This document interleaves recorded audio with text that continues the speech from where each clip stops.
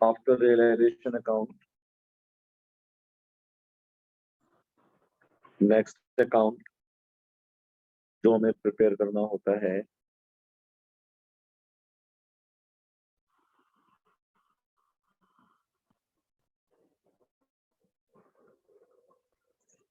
that is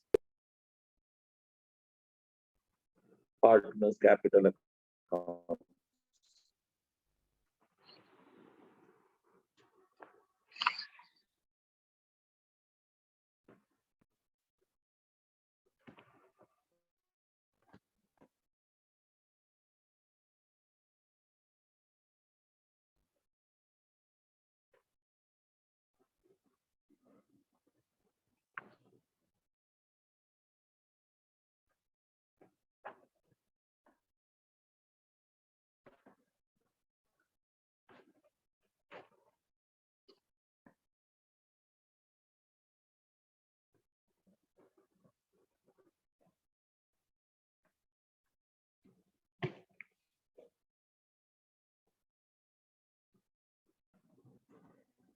dissolution of form के अंदर जब पार्टनर्स कैपिटल अकाउंट बनाते हैं तो इसमें काफी सारे स्टेप्स हमारे सिमिलर होते हैं जो हमारे नॉर्मल पार्टनरशिप में डिसोल्यूशन ऑफ पार्टनरशिप के अंदर हमने किए थे।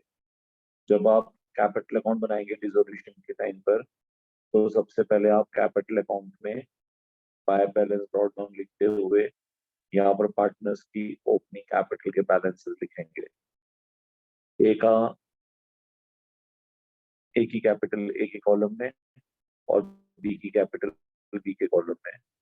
यहाँ पर कैपिटल के बैलेंसेस तब आएंगे जब पार्टनर्स की कैपिटल का बैलेंस क्रेडिट होगा, लेकिन अगर पार्टनर की कैपिटल का बैलेंस हमारा नेगेटिव होगा देन इन दैट केस हम डेबिट साइड में लिखेंगे यहाँ पर टू बैलेंस ब्रॉट डाउन ए की कैपिटल का बैलेंस और बी की कैपिटल का बैलेंस अगर उनका कैपिटल का बैलेंस डेबिट होगा।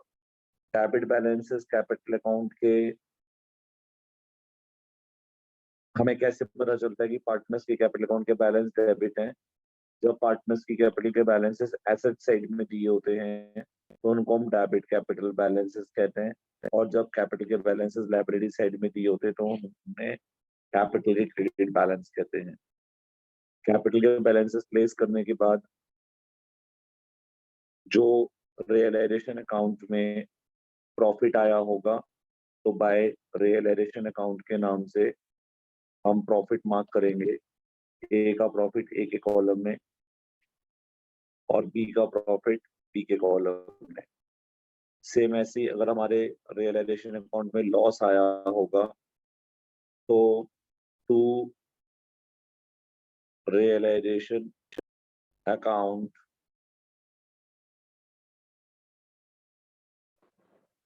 लॉस आया होगा तो लॉस कैपिटल अकाउंट की डेबिट साइड में आएगा। यहाँ तक कुछ पूछना चाहें दो स्टेप्स के अंदर तो पूछ लीजिए आप। सब क्लियर है। इसके बाद नेक्स्ट स्टेप में फॉर्म के एक्यूमुलेटेड प्रॉफिट्स आएंगे।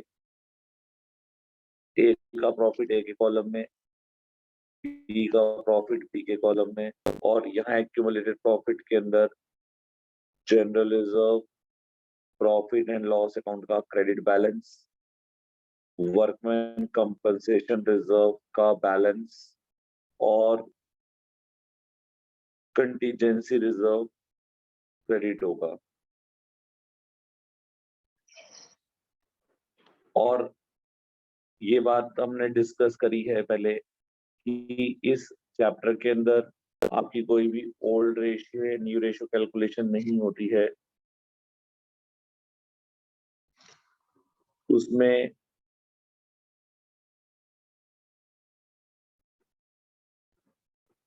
जो भी हमें गिवन रेशियो होती है उस गिवन रेशियो में हम प्रॉफिट्स को डिस्ट्रीब्यूट करते हैं। डेबिट साइड में एक्यूमुलेटेड लॉसेस आते हैं। ये एक्यूमुलेटेड लॉसेस कौन से होंगे?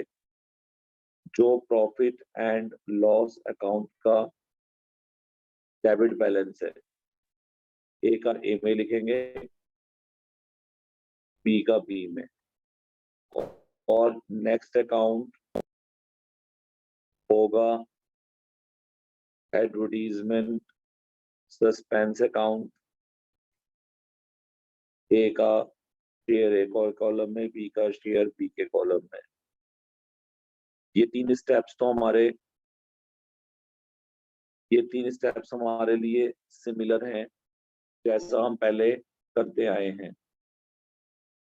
बस रिवैल्यूएशन अकाउंट की जगह रियलाइजेशन अकाउंट का प्रॉफिट होगा, और यहाँ पर रिवैल्यूएशन अकाउंट की जगह रियलाइजेशन अकाउंट का लॉस होगा। बाकी स्टेप पीछे की तरह सिमिलर है। अब जो नेक्स्ट पॉइंट इंपॉर्टेंट है इसमें वो ये है कि इस टॉपिक के अंदर हमारे पास कोई भी accounting treatment for goodwill, admission, retirement या डिसोल्यूशन ऑफ पार्टनरशिप में जो हमने अकाउंटिंग ट्रीटमेंट फॉर गुडविल करके उसमें की कोई भी अकाउंटिंग ट्रीटमेंट इस चैप्टर में नहीं है। अब इसके बाद अगर पार्टनर ने रियलाइजेशन अकाउंट को आप देखें, पार्टनर ने जब फॉर्म के लिए लायबिलिटी पे करी थी तो हमने यहाँ पर देखें, यहाँ पर पार्टनर से लायबिलिटी पे करी थी तो हमने यहाँ पर पार्टनर कैपिटल अकाउंट को क्रेडिट करा था।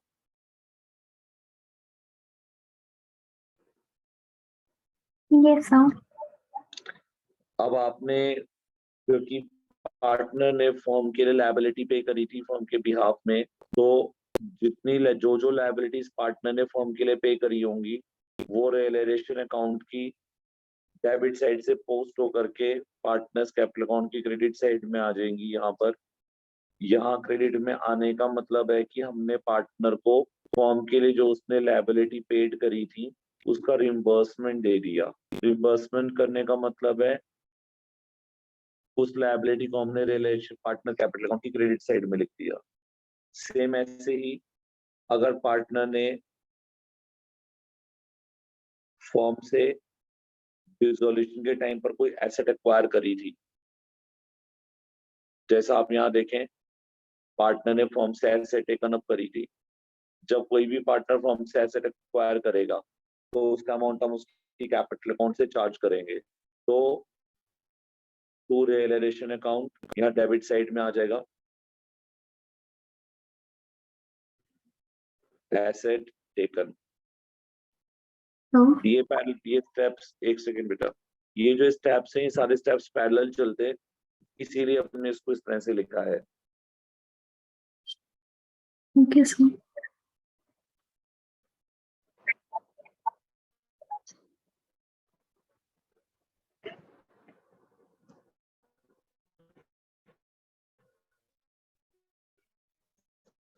इसके बाद आपने पार्टनर्स के कैपिटल अकाउंट को क्लोज करना है।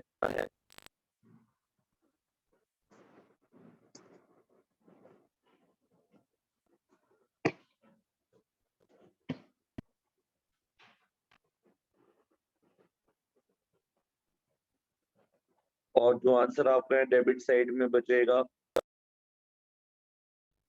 ये जब आप कैपिटल अकाउंट को क्लोज करते थे तो आप यहाँ कैपिटल अकाउंट को क्लोज करने के लिए टू बैलेंस कैरेट डाउन लिखते थे।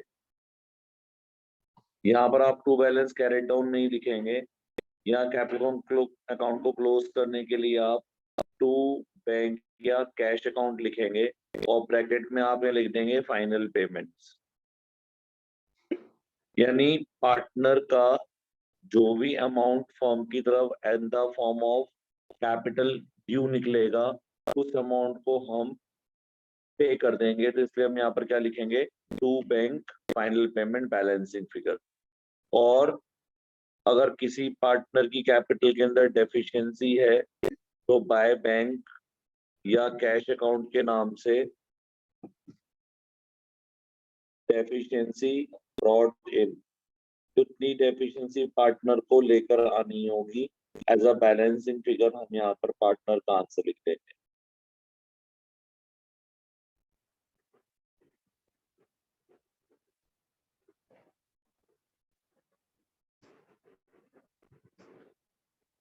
ये कैपिटल अकाउंट क्लियर है तो आगे चलेंगे। क्लियर है। ये कैपिटल अकाउंट वगैरह काफी आसान होते हैं इस चैप्टर में, क्योंकि इसमें ज्यादा कुछ चेंजेस करने नहीं होते, डायरेक्ट फिगर की पोस्टिंग होती है। इसके बाद नेक्स्ट अकाउंट हमारा होता है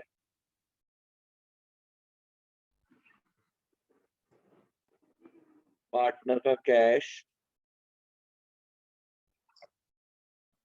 या capital account. I am sorry, partners का फॉर्म के लिए कैश अकाउंट या फॉर्म का बैंक अकाउंट।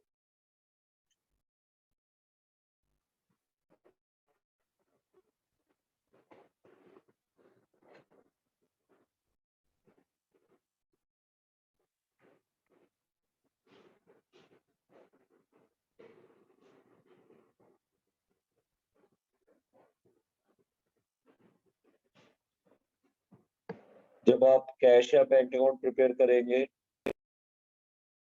तो आप डेबिट साइड में लिखेंगे to balance brought down opening balance.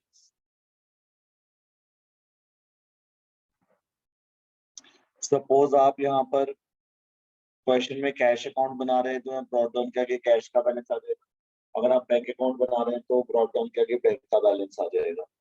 लेकिन जिन क्वेश्चंस के अंदर कैश और बैंक दोनों के बैलेंसेस गिवन होते हैं पहले से, यानी कई बार क्वेश्चन में कैश का बैलेंस भी गिवन होगा और बैंक का बैलेंस भी गिवन होगा, तो इन दैट केस जो यहाँ ब्रॉट डाउन आएगा, अब क्वेश्चन की बैलेंस शीट में कैश और बैंक दोनों गिवन है तो आपको एक पर्टिकुलर एक अकाउंट चूज करना होगा, या तो आप कैश अकाउंट बनाएंगे या बैंक अकाउंट बनाएंगे। प्रेफरेबली बैंक अकाउंट बनाना चाहिए।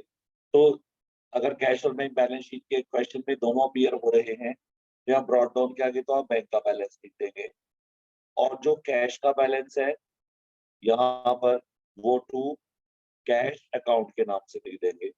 यहाँ पर बैंक का बैलेंस बैंक के नाम से आ जाएगा और कैश का बैलेंस कैश अकाउंट के नाम से लिखा जाएगा।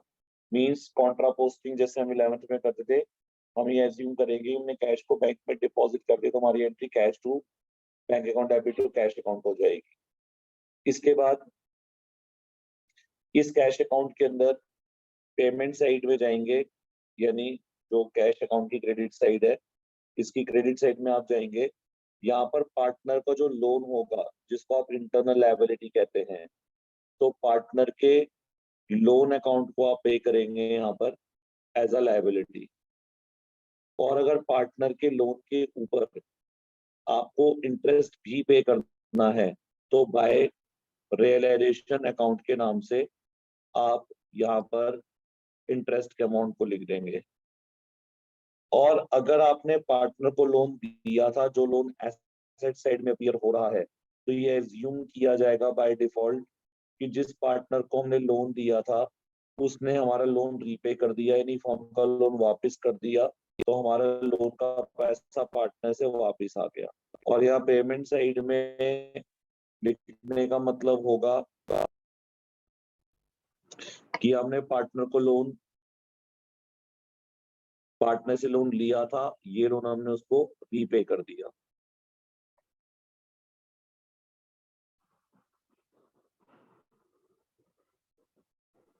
Okay sir. इसके बाद ये हमारी इंटरनल लायबिलिटी थी जो हमने पार्टनर को यहाँ पे करी है।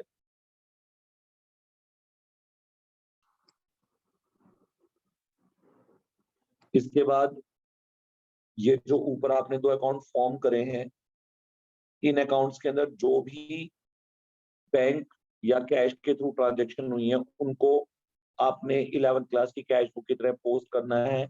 कैश आ रहा है तो डेबिट में, जा रहा है तो क्रेडिट में। तो आप यहाँ देखें कि आपने यहाँ पर लायबिलिटी पे करी है तो आपने यहाँ लिख दिया टू बैंक, और आपने एक्सपेंस पे करे हैं तो आपने लिख दिया टू बैंक। तो जो पेमेंट आपने करी है रियलाइजेशन अकाउंट से, यहाँ क्रेडिट साइड में आप लिख देंगे बाय रियलाइजेशन अकाउंट लायबिलिटी के लिए by realisation account expenses paid के लिए। सेम ऐसे ही रिलेशन की क्रेडिट साइड में आपने बाय बैंक लिखा है जब आपकी एसेट रियलाइज हो रही है, तो आप यहाँ डेबिट साइड में आकर के बैंक अकाउंट में लिखेंगे to realisation account asset taken, sorry asset realised.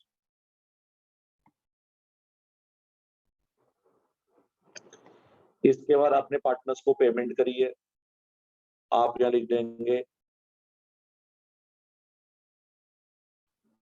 Bye realisation account partners की कैपिटल रीपे करनी है, तो सॉरी आप यहाँ पर लिख देंगे by A's capital account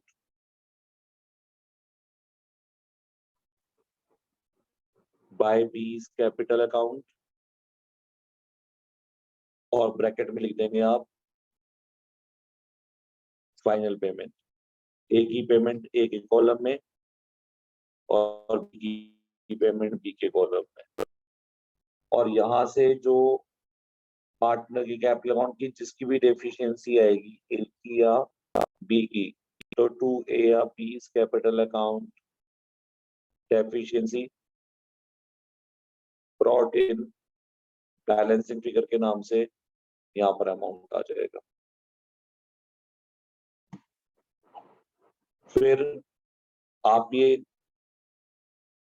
bank account को जब बैलेंस करेंगे तो बैंक अकाउंट में दोनों साइड का टोटल इक्वल आएगा। इस तरह से आपने रियलाइजेशन अकाउंट,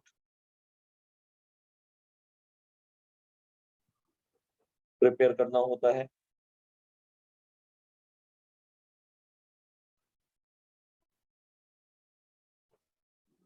और कैपिटल अकाउंट प्रिपेयर करना होता है, एंड देन कैश और बैंक अकाउंट प्रिपेयर करना होता है। Okay, sir.